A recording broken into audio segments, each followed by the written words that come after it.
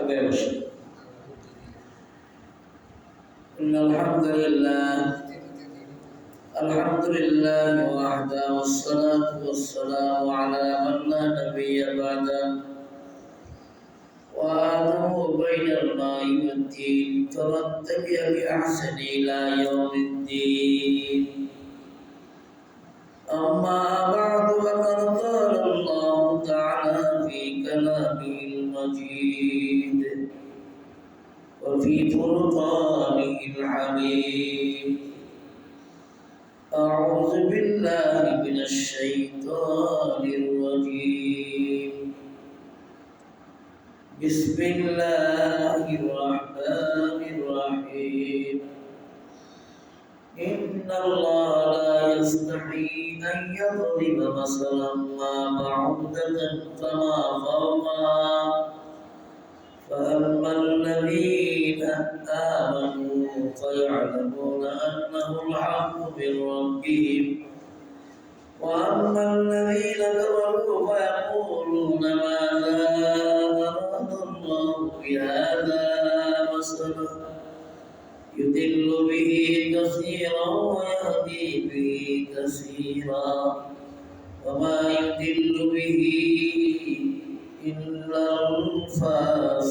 الفاسقين بارك الله لنا ولكم في القرآن العظيم اللهم صل على محمد وعلى آل محمد كما صليت على إبراهيم وعلى آل إبراهيم إنك حميد مجيد اللهم بارك على محمد وعلى آل محمد كما باركت على إبراهيم وعلى آل إبراهيم إنك حميد مجيد بلغ العلا بكماله كشف الدجى بجماله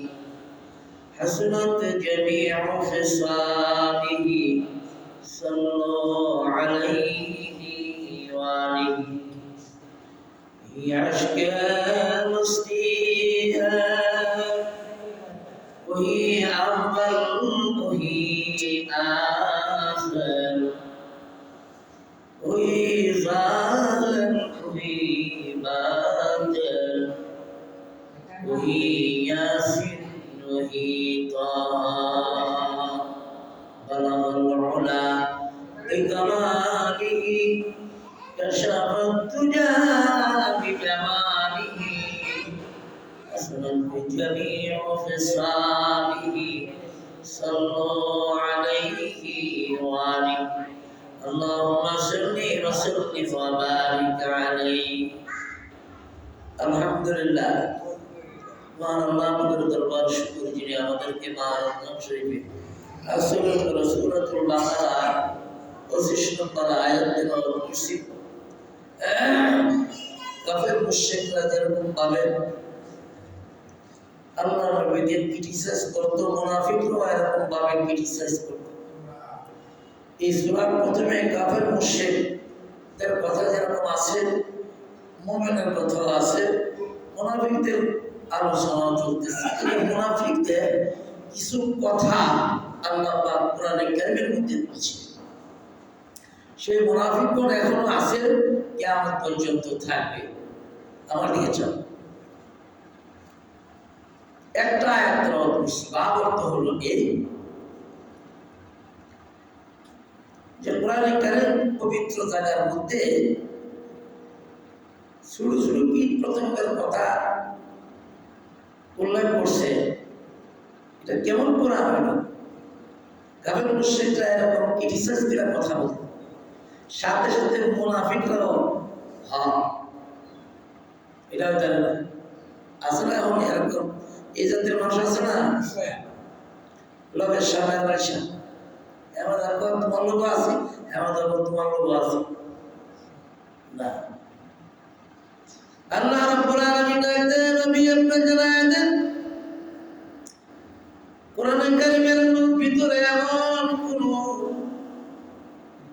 বাকি রাখি নাই, আমি বলি নাই। তবে আমি ছোট্ট ছোট্ট প্রাণীর কথা উল্লেখ করেছি। 1 নাম্বার প্রাণী হলো মশা, মাছি, পিপিলিকা। পিপিলিকা আর ছোট ধর নাই। প্রাণী যত ছোট হোক, পৃথিবীর কারো সাধ্য নাই এই প্রাণীগুলো বানানোর। ঠিক কিনা করে কম? একমাত্র আল্লাহ রাব্বুল আলামিন সব কিছু বানাইছেন এবং তাদেরকে লালন পালন করেন। কাফের মুশরিকরা যেরকম ভাবে ক্রিটিসাইজ করে কথা বলে, মুনাফিকরা এরকম ভাবে কথা বলে। আল্লাহ রাব্বুল আলামিন কোরআনে কারীমের ভিতরে সেই কথাগুলো উল্লেখ করেছেন। তারা বলতো আল্লাহ কি স্মরণ করে নাই যে মশার কথা কোরআনের মধ্যে উল্লেখ করছে, মাছির কথা কোরআনের মধ্যে উল্লেখ করছে। এটা কোন যে আল্লাহ মশা মাছি বানাইছে, ইয়া আল্লাহ উল্লেখ করলে কি স্মরণ হইব? হ্যাঁ, কেমনে হে পূর্ণ করবো এই আল্লাহ। ঠিক কিনা ধরে কম?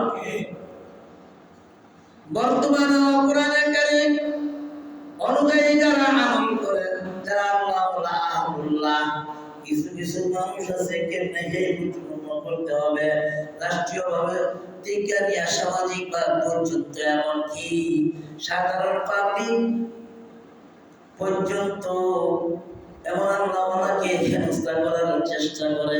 ঠিক কিনা ধরে কম? মানুষই মনে করে না। অথচ বালা করে বাবার নাম জিজ্ঞাসা তার নাম কহে, আবার কোরআনের বিরুদ্ধে কথা বলে। আসলে নাই জোরে দাম। এটাই তো মুনাফিক, নাফরমান। এটাই হ্যাঁ, চিন্তা করে না। খায় আর ঘুমায় আর বাথরুম করে, এই 3টা কাম। চতুষ্টয় জন্তু যেরকম খায় ঘুমায় আর নেতা, এই মানুষটাও চাই পুরুষ হোক চাই মহিলা হোক, দুনিয়া নিয়ে ব্যস্ত, কথার কোনো স্টেশন নাই। কাফের মুশরিকদের সাথে তাল মিলায়া নিজেও বালা মানুষের উপরে তহমত লাগায়। এই মানুষ কিয়ামত পর্যন্ত থাকবে, এখনো আছে, অতীতেও ছিল। ঠিক কিনা ধরে না? এটার মুনাফিকের 3টা আলামত হাদিসের মধ্যে আসছে। কথায় কথায় হাদিস আলাদা। 1 নম্বর। 2 নম্বর ওয়াদা খেলাফ। 3 নম্বর আমানতের খিয়ানত করবে। এটা হাদিস। এরপরে কি করবে? সমাজের মধ্যে বিভ্রান্ত সৃষ্টি করবে। বিভ্রান্ত। আল্লাহ পাক নিজে কোরআনে বলেছেন যত রকমের কাফের মুশরিকদের কথা তো উল্লেখ ভাবে আল্লাহ পাক আলাদাভাবে বর্ণনা করছে, মুনাফিকদের কথা আলাদাভাবে বর্ণনা করছে।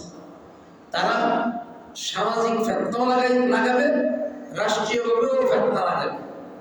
আসলে নাই জুড়ে ধরেন। আমার প্রাণের ভাইয়েরা, মুনাফিক ওই ব্যক্তি যারা আল্লাহর সাথে টাক্কর দিয়া কথা বলেন। আল্লাহ বলেন কাফের মুশরিকরা তাদের ঈমান নাই, তারা বলতে পারে নামদারি মুসলমান, আল্লাহওয়ালা পরিচয় দিয়া, ঈমানদার পরিচয় দিয়া যারা বিতর্কত, আল্লাহ নাফরমানি করে, কোরআন মানে না, হাদিস মানে না, রাসূল মানে না, পরকাল মানে না, আছে না নাই? ওই নাস্তিক মার্কা, ওই মুনাফিকগুলো রাষ্ট্রীয়ভাবেও বিপদের মধ্যে মানুষকে ফালায়, সামাজিকভাবেও ফালায়, এমনকি ব্যক্তিগতভাবেও নিজেও বিপদটাই না আনে, সমাজকে লইয়া বিপদ পড়ে। ঠিক কিনা? এই জন্য আল্লাহ এরপরের আয়াতের মধ্যে উল্লেখ করেছেন এই আয়াতের মধ্যে কি উল্লেখ করছে? তোমরা যে বলো আমার লজ্জা না, আমার কোনো লজ্জা নাই, আমি আল্লাহ এই দুনিয়াকে তুচ্ছ মনে করি। আমি যদি মনে করতাম এক কাফের মুশরিক বেঈমানেরা মুনাফিকরা, শুনো আল্লাহ পাক নিজে উত্তর করেন, আমার কাছে যদি গোটা দুনিয়াটা মাছির একটা ডানার মতো যদি দাম থাকতো, মাছির একটা পাকার মতো যদি দাম থাকতো, তথাপি একটা কাফের মুশরিক বেঈমান মুনাফিকদেরকে এক ফুট পানিও আমি পান করাইতাম না। এই কথাটা আল্লাহ আয়াতে বলেছে। আর মুনাফিক, তুই তো কবরে যাওয়ার সাথে সাথে তোকে ৯৯টা সাপ গ্রাস করবে। এই কথাগুলি কেন মানুষ কাফের মুশরিকরা বুঝা বিপদ তাই না আনে, এরা অহংকার বশত, ইহুদি খ্রিস্টানরা অহংকার বশত মুসলমানের বিরুদ্ধাচরণ করে। মুসলমান নাম তিনি মুসলমান কেন করে, সেটাও এক এক প্রকার অহংকার। রাষ্ট্রীয় অহংকার, সামাজিক অহংকার, ব্যক্তির অহংকার, দলের অহংকার, জনের অহংকার, ঠিক কিনা ধরে কম দুই চারটে পয়সা হলে কারা কি তাকে বাঁধতে হয়, আসলে না ইজরে কম ওই কি মাগর দিছে একটা কইরা কি বাদ নাই আমি দেব, ওই কি কয় না ইয়ান্দা বাপ রিক্সা চালাইছে, হ্যাঁ আবার ১৪ গোষ্ঠী আপনার অস্তিত্বই ছিল না, এই লোক বড় হয়েছে, এখন কয় কি তারা কোনো চিন্তাই করিস না, ৪-৫টা মার্ডার করে আমার কাছে আইবি, আইলে বাইরে আমি তো নাই, কয় কি কয় না, এক নম্বর মুনাফিক। এই কথাগুলো আল্লাহ পাক কোরআনে বলেছে। আল্লাহ রাব্বুল আলামিন ডাকতেন সমাজের ভিতরে জিগারা ফিতনা ফাসাদ করে অন্যায়ভাবে, তারা এক নম্বর মুনাফিক। তারা মানুষের ভালো চায় না, সমাজের ভালো চায় না, রাষ্ট্রীয় ভালো চায় না। আল্লাহ বলেন তারা কি করে ফিতনা ছড়ায়, আর ওই ফিতনাবাজ মানুষগুলি দুনিয়ার মধ্যে লাঞ্ছিত নিজেও হয়, তাদেরকে যারা ফলো করে, তাদেরকে যারা তাদের দলের মধ্যে গিয়া তাদের সাথে তাল মিলায় চলে, তারাও নিজেরাও ফাসাদে পড়ে। এবার আল্লাহ পাক আয়াতের মধ্যে বলছেন আমি যাকে ইচ্ছা করি তাকে হেদায়েত দেই, যাকে ইচ্ছা করি তাকে গুমরাহি দেই। আল্লাহ রাব্বুল আলামিন ইচ্ছা দিন, হেদায়েতের মালিক একমাত্র আল্লাহ। তবে হেদায়েত চাইতে হবে, আল্লাহ তোমার কাছে হেদায়েত চাই, দোয়া করতে হবে, তাহলে হেদায়েত পাওয়া যাবে।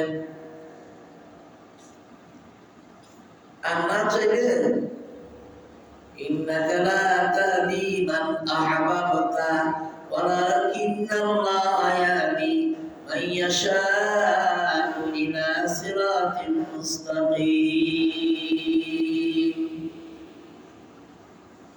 আল্লাহ রাব্বুল আলামিন ডাকতে নবী আপনি বলার অধিকার বলতে থাকেন কিয়ামত পর্যন্ত, আপনার পরে সাহাবায়ে কেরাম, তাবেঈন, তাবেঈন, এমনকি উলামায়ে দ্বীন, আপনার উম্মতের মধ্যে যারা কোরআন হাদিস বিশারদ, তারা বলতে থাকবে। তা এই আপনার দায়িত্ব তাদের উপর অর্পণ করলাম। আল্লাহ রাব্বুল আলামিন তাদেরকে ডাকতেন এবং বলতেছেন সাহাবীরা শুনো, কিয়ামত পর্যন্ত কোরআনের ধারক বাহক যারা হবে, সত্য কথা যারা বলবে, তারাই এক নাম্বার খাঁটি মুমিন। তারা আমল নিজেও করবে, অন্যকে করাবে। আর যারা ব্যতিক্রম কাফের মুশরিকদের সাংস্কৃতিক অনুষ্ঠান, তারা আমল করবে, নবীর সুন্নতের দিকে তাকাবে না। কিন্তু জানিয়ে রাখো তারা দুনিয়ার মধ্যে ফিতনাকারী। আল্লাহর কোরআনে আল্লাহ পাক নিজে বর্ণনা করেছেন তারাই ফিতনাবাজ। এই ফিতনাবাজের থেকে দূরে থাকতে হবে। যতক্ষণ পর্যন্ত এই ফিতনাবাজ তওবা না করবে এতক্ষণ পর্যন্ত আল্লাহ পাক তার কোনো আমল গ্রহণ করবে না।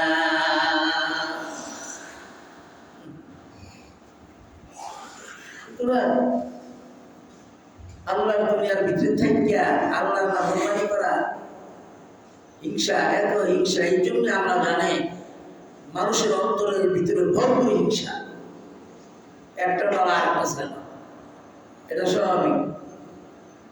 ভাইয়ের ভাইয়ের প্রতি হিংসা,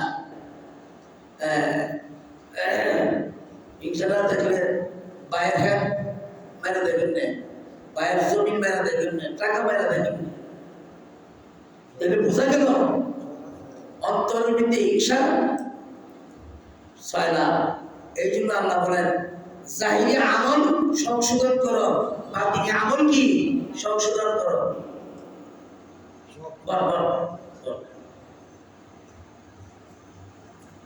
কথা বললে বললে মাত্র একটা আয়াত করছে, ওই ভাই ভাই একটা করতে নাই না কথা বললে তো আমি বলতে পারবো না।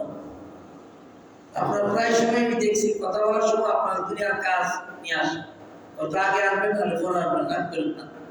যেহেতু আমার রেকর্ডটা সারা দুনিয়ার মানুষ, আপনারা আন্তর্জাতিক এই শরীরের মধ্যে আমি যে কথাটি বলতেছি নিজে বানায় পেতেছি না, আমার কোরআন আমার হাতে। আপনাদের কমন সেন্স থাকা উচিত। আমি বলতেছিলাম সেই মুনাফিক আল্লাহ পাক ধরে দিয়েছে এখানে সূরাতুল বাকারার 25 নম্বর আয়াতে। তারা ফিতনাবাজ, বাইরে বাইরে ফিতনা করে। এই ফিতনা করতে এক ভাইয়ের সম্পত্তি আরেক ভাইয়ে মারা গেছে, এক ভাইয়ে আরেক ভাইয়ে মারা গেছে। আর বর্তমান দেখা গেছে বাপের পুত্রের মেয়েরা পুত্রে বাপের মারা, ঠিক কিনা ধরে গান সম্পত্তির দিকে। এই কথাগুলি আল্লাহ কোরআনে উল্লেখ করেছে। আল্লাহ রাব্বুল আলামিন আয়াতে নবী আপনি জানায় দেন বড় বড় প্রাণীগুলো আমি বানাইলাম এমনি ভাবে, মশা মাছিও আমি বানাইছি মানুষের উপকারে, এমনকি মাকড়সাও বানাইছি মানুষের উপকারে। এমন কোন প্রাণী নাই মানুষের উপকার ছাড়া আমি বানাই না। মানুষ আমার ইবাদত করবে, আমার হুকুম মানবে, ওয়াদা করেছিল। এই জন্য এই মানুষের খেদমতের জন্য কুল কায়নাত বিশ্ব আমি সৃষ্টি করেছি। সেই মানুষই আমার নাফরমানি করে। হে নবী, কিয়ামত পর্যন্ত আমার নাফরমানি যেভাবে করতেছে আমার বান্দা বান্দীরা আপনার বিরুদ্ধে আচরণ করবে। এমনকি আপনার পরে যত মানুষ এই কোরআনের দাওয়াত হবে, বাহক হবে, তাদেরও বিরুদ্ধে আচরণ করবে। যুগে যুগে কোরআন পড়নেওয়ালা, কোরআনের আমল করনেওয়ালা জেল খাটতে হয়েছে, বর্তমানও জেল খাটে। ঠিক কিনা ধরে কয় অপরাধ কি কোরআনের কথা কয়, ওই মুনাফিকটি সহ্য হয় না। কাজী কোরআন কোরআনই থাকবে। তুমি আমি না মানতে পারি, তবে কবর বেশি দূরে না। যখন আজরাইল চলে আসবে তখন তোমার আমল পরিষ্কার হয়ে যাবে। তুমি কত নাম্বার টাও পাঠা ছিল, তুমি লেবাসদারি পাঠা। আল্লাহ পাক সেই কথাগুলো কোরআনে বলছে। এই জন্য আল্লাহ পাক বলেন ওয়াজারুল যাহিরাল ইসমি বাতিনা, জাহিরি আমল সংশোধন করো, বাতিনি আমল সংশোধন করো। জাহিরি গুনাহ ছেড়ে দাও, বাতিনি গুনাহ ছেড়ে দাও। ঠিক কি না কোরআনের কথা? কারণ জাহিরি গুনাহ থেকে বাতিনি গুনাহ রবাব কর। জাহিরি গুনাহ নামাজ ছেড়ে দিলে, কাজা করলে আদায় হয়। জাহিরি রোজা ছাইরা কাজা করলে আদায় হয়। বাতিনি এমন কিছু রোগ আছে যে বাতিনি রোগের কারণে ভাই ভাইকে দুনিয়া থেকে বিদায় করে দেয়। হিংসার কারণে ছুরি মারে, হিংসার কারণে, সম্পদের কারণে একজনে আরেকজনের উপর চড়াও হয়, পায়ে পায়ে ক্ষতি করে।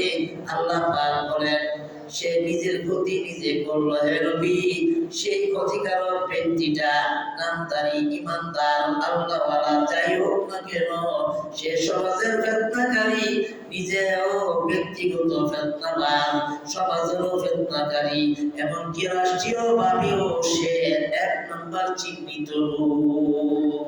দুনিয়ার মধ্যে কিছুদিন তাকে শুধু দামি দেখো, কিন্তু দুনিয়ার হায়াতটা তার সংকীর্ণ। হযরত আব্দুল্লাহ ইবনে আব্বাস রাদিয়াল্লাহু তাআলা হাদিস বর্ণনা করতে গিয়া তাফসীরের ঘটনা, যে মশা যতক্ষণ পর্যন্ত খালি পেট থাকে, মশা যতক্ষণ পর্যন্ত খালি পেট থাকে ততক্ষণ পর্যন্ত বাঁচে। সুবহানাল্লাহ বলেন না? কত কথা বলেন, মশা বেশি দিন বাঁচে না, যেই মাত্র পেট করে খাইব দুনিয়াতে বিদায়। আল্লাহ পাক মশার সঙ্গে দুনিয়াদার ওই সমস্ত মুনাফিক কাফের মুশরিকদেরকে তুলনা কেন করলেন? এই জন্য তুলনা করলেন, দুনিয়াদার দুনিয়া নিয়ে ব্যস্ত, দুনিয়া কামাই করতে করতে করতে যখন তার সুদিন চলে আসবে, ওই সুদিনের ভিতরে দুনিয়া হইতে বিদায়। মশা যেরকম ভাবে খাবার পেট কইরা খাইলে আর বাঁচে না, দুনিয়াদার দুনিয়া কামাই কইরা যখন লয়, তখন আল্লাহ পাক আজরাইল পাঠাইয়া তারে দুনিয়া থেকে বিদায় কইরা দেয়। মোট কথা কইরা এই সুযোগটা অতীতের ইতিহাস তাকাইলে ঠিক আছে। ওই যে ফুলাটারা বিদেশ পাঠাইয়া কয়েকটা বাড়ি হাড়ি কইরা হাড়ি কইল, কিন্তু খুব করতাল না, আছে না নাই? তোর কম আরে এই বাচ্চা কাচ্চা নিল রেডি বেডি খাইল, কিন্তু একবার হাইলে তিন বেলা অভ্যাস আল্লাহ হেরে দিছে। এখন দুই চারটা টেয়া হয়েছে, দুই চারটা বাড়ি গাড়ি উঠছে, কিন্তু আল্লাহ তারা দুনিয়াতে উড়াই দিয়েছে। সে ভোগ করতে হলো না, আসলে না? আল্লাহ ভোগ করতে পারবে না। কেন পারবে না? সে দুনিয়া নিয়ে ব্যস্ত থাকে, দুনিয়া আমি দিলাম, সে দুনিয়া নিয়ে ব্যস্ত থাকবে, আর হঠাৎ করে আজরাইল চলে আসবে, সেই দুনিয়া ভোগ করার কোনো ক্ষমতা তার নাই। মশা যেরকম পাবে পেট ভরে খাইলে আর বাঁচে না, দুনিয়াদারও যখন মাল দিয়া পেট ভরে সেরে তখন আর দুনিয়াতে থাকে না। ঠিক কিনা ধরে না? এই জন্য মাছ মশার কথা আল্লাহ পাক কোরআনে উল্লেখ করছেন। মাছির কথা কেন উল্লেখ করছেন? কেন উল্লেখ করছেন? আল্লামা জামাশারি রাহমাতুল্লাহি আলাইহি কোরআন তাফসীরের মধ্যে উল্লেখ করেন, মহামনীষীরা উল্লেখ করেন, কোন তরল পদার্থের ভিতরে যদি বিষাক্ত দ্রব্য পড়ে, আল্লাহ রাব্বুল আলামিন মাছির মধ্যে এমন জিনিস দান করছে, এমন ওষুধ দান করছে, বিশ্ব যত বড় বড় ডাক্তার হাকিম গুলি অতীত হয়ে গেছে, তারাও বলেছেন, এমনকি আল্লাহর নবী বলছেন, বিষাক্ত কোনো জিনিস যদি তরল পদার্থ দুধ এবং পানির মধ্যে, আগে তো পানি সংকট, এখনো সৌদি আরব পানি সংকট আছে না নাই? যদি পরে তাহলে পরিশুদ্ধ কিভাবে করবে? মাছি এমন ভাবে বসবে, বসার পরে যদি মাছি ডুবাই দিতে পারো, যত রকমের বিষাক্ত জিনিস আছে ওই বিষাক্ত গুলো পানি হয়ে যায়। অথচ এই মাছি নর্দমার মধ্যে পয়দা হয়। ঠিক কিনা? এটাও আল্লাহ পাক উপকার, মানুষের উপকারের জন্য বানাইছে। এখন বুঝলেন কেন মাছির কথা আল্লাহ পাক উল্লেখ করছে? এখন কইতে পারেন তাইলে মৌমাছির কথা উল্লেখ করলো কেন? আল্লাহ রাব্বুল আলামিন ডাকতেন দুনিয়ার মানুষেরা, হ্যাঁ নবী আপনি জানায় দেন,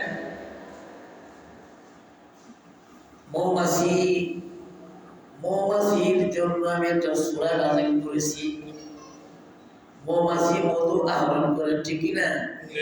মধু আহরণ করে। মধুরা হলো মৌমাছি মুখের লালা, পেটের লালা। মৌমাছি যখন কোন বস্তুর মধ্যে বসে রসগুলি পেটের মধ্যে নেয়, আর পেটের মধ্যে নিয়ে ওই পেটের মধ্যে হজম করে। হজম করার পরে যখন ওই মধুগুলি ছাড়ে, সেই মধুগুলি মানুষের জন্য এমন শিফা, সমস্ত রোগের ঔষধ। আল্লাহ বলেন, হে দুনিয়ার মানুষেরা, মৌমাছির পেটের লাগা, পেটের পায়খানাটা তোমাদের জন্য ঔষধ, শিফা লিন্নাস।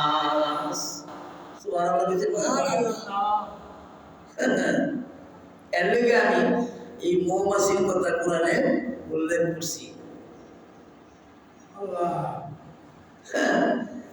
এর লেগে আল্লাহ শরম দেখতো, এরা ভাবতো বড় বড় জানোয়ার গুলি তো হেরাম নাম লইছে না, কিন্তু ছোট ছোট কীট পতঙ্গের কথা কেন উল্লেখ করছে?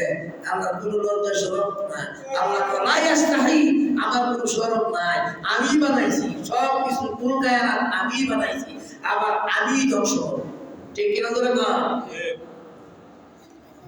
এই জন্য অনুরোধ করবো, আল্লাহর দুনিয়ার থেকে আল্লাহর নাফরমানি আর করেন না, আর বেঈমানি করেন না, আর মুনাফিকি করেন না। তওবা করেন, মাহে রমজান শরীফের ভিতরে তওবা করেন, মনকে প্রশস্ত করেন। তাহলে কি হবে? অতীতের গুনাহ আল্লাহ মাফ করে দিবে। গুফিরা লাহু মা তাকাদ্দামা মিন যামবি, অতীতের গুনাহ যত আছে আল্লাহ মাফ করে দিবে। বিশেষ করে মা বোনদেরকে বলি, হিংসা নিন্দা বিনয় তাদের অন্তরও বেশি, এগুলি বাদ দেন, ছেড়ে দেন। আজ থেকে তওবা করেন যে আর কোনোদিন হিংসা নিন্দা বিনয় এগুলি করবো না। এগুলি মুনাফিকের আসল রূপ। সুতরাং বারবার কোরআনের মধ্যে আল্লাহ পাক এই একটা সূরা নাযিল করেছে স্বতন্ত্র, এরপর আবার কোরআনে বারবার এই কথাগুলি আসছে।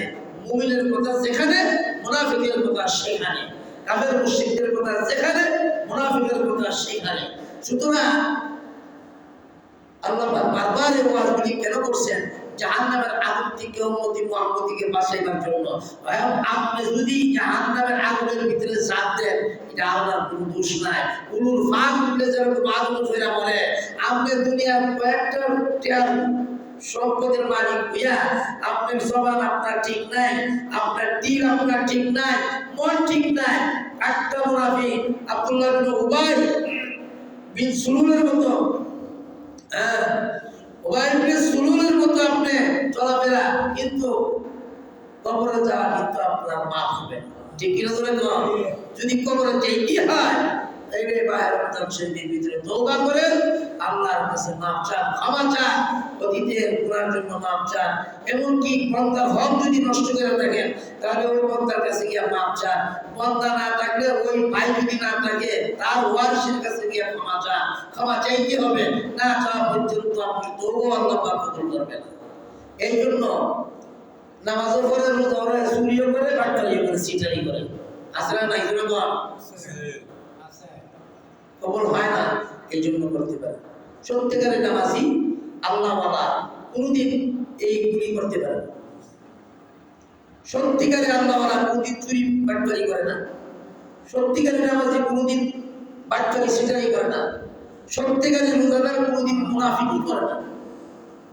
আল্লাহর কোরআনে আল্লাহ পাক এগুলি বলছেন। সুতরাং অনুরোধ করবে, এগুলি ছাইরা সাদা মন লইয়া কবরে যান। যে সূরাটা আমি পড়ি, আল্লাহ বলেন অনেকটি কসম খাইছি, খায়া পর তোমার অন্তরকে তুমি পরিষ্কার করো।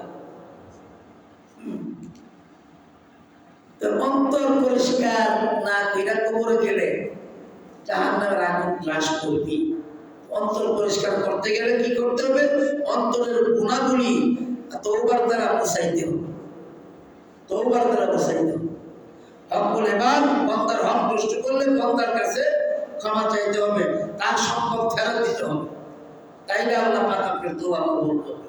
আল্লাহ পাক আমল করার তৌফিক দান করুন, সকলে বলে আমিন। কাজে দূরে যারা আছে প্রত্যেকেই আর কয়েকটা দিন হয়তো বয়ান করবো, এরপরে শেষ মোনাজাত করে দেব। বাকি যদি আল্লাহ বাঁচায় কোনোদিন, তারপরে না হলে তো নাই। সুতরাং এই কোরআনের প্রত্যেকটা আয়াত, প্রত্যেকটা শব্দ, প্রত্যেকটা অক্ষর এক একটা বিষয় মানুষের কল্যাণের জন্য, মানবের কল্যাণের জন্য। যদি এক একটা আয়াতের ব্যাখ্যা শুনি, দিনের পর দিন শোনা যাবে, কিন্তু কিছুই জানলাম না, খাইলাম আর ঘুমাইলাম আর বাথরুম করলাম। আপনি তাকিয়ে দেখেন আপনার চেহারার মধ্যে মুনাফিকের ভাব আসে। আর যারা সত্যিকারে আল্লাহওয়ালা, তাদের চেহারার মধ্যে আল্লাহর পক্ষের দিকের মুখ আসে। ঠিক কি না? এখানে আপনি পার্থক্য করতে পারবেন। আল্লাহ পাক বুঝার তৌফিক দান করুন, সকলে বলে আমিন। আমার আলাইনা ইল্লাল বালাগ।